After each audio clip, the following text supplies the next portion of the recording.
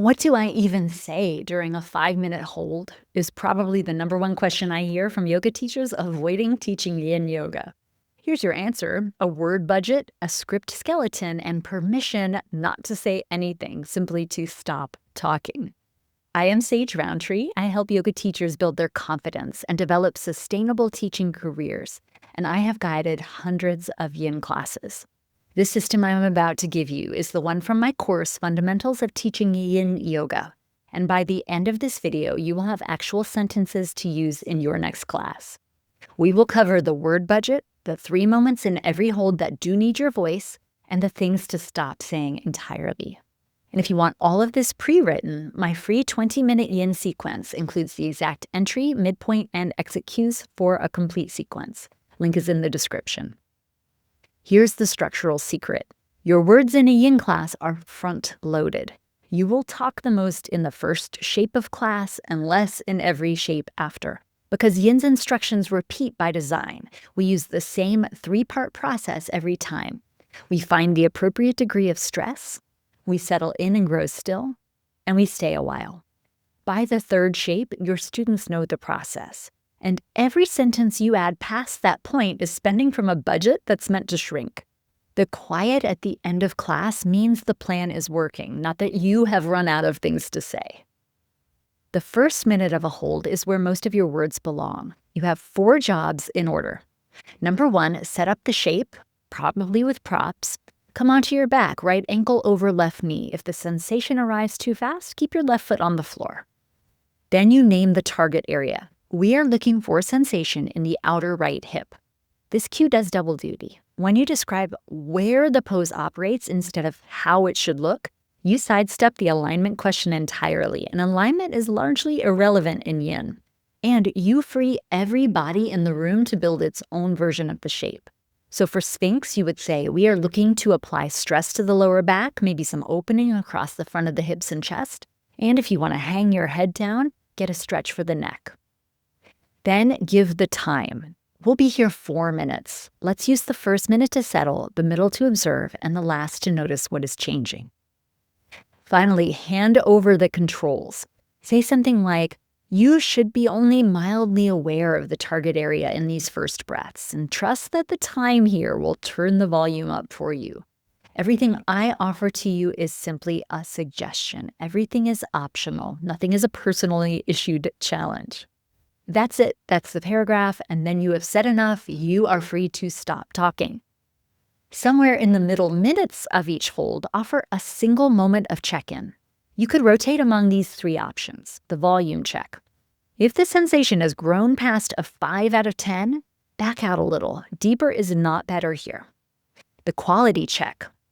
The feeling of dull, tuggy, stretchy feeling, that's yin. Anything sharp, electric, or hot means you should back out and then ease back in. And teach the exception once early. A limb drifting off to sleep isn't a badge of stillness. It's okay to move and reposition and re-enter. Or give the permission check. If you stopped noticing the target area, you might add a degree. If it's all you can notice, you might take one away. Pick one of these cues, not all 3, and no need to deliver a fascia lecture. Save the anatomy for before or after class, not when everybody's at an edge trying to concentrate. Then your voice comes back at the end of the hold.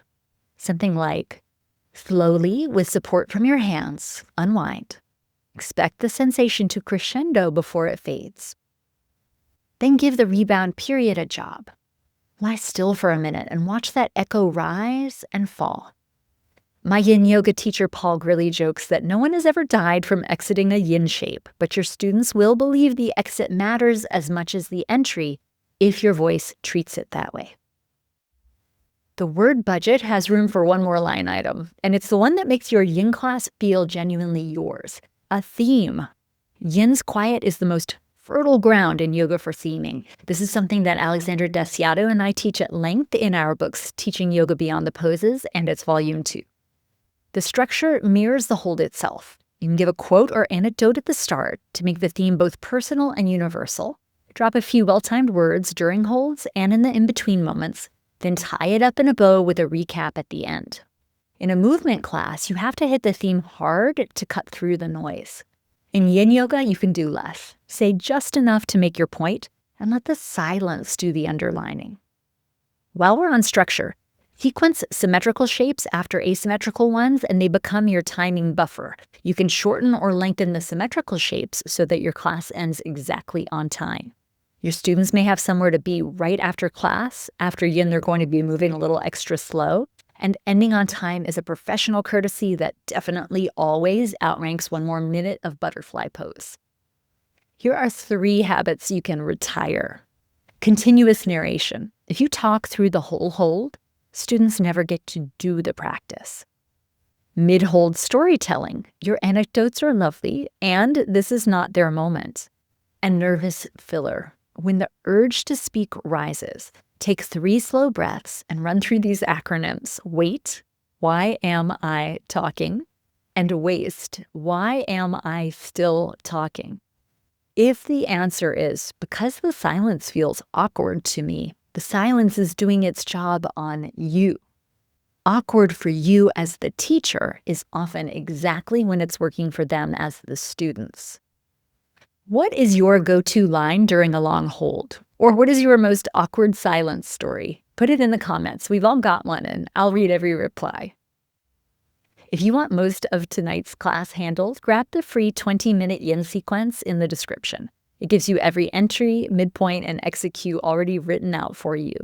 And when you're ready for the full package, a complete pose database with cueing for every shape, done for you lesson plans, the physiology of yin yoga written in plain language, and 20 Yoga Alliance CEUs, that's my course at Comfort Zone Yoga called Fundamentals of Teaching Yin Yoga. The link is below.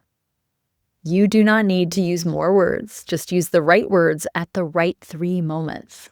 To see how real teachers put this into practice, watch the next video in this series. It's a story about a busy yoga teacher who made yin her own. It's right here.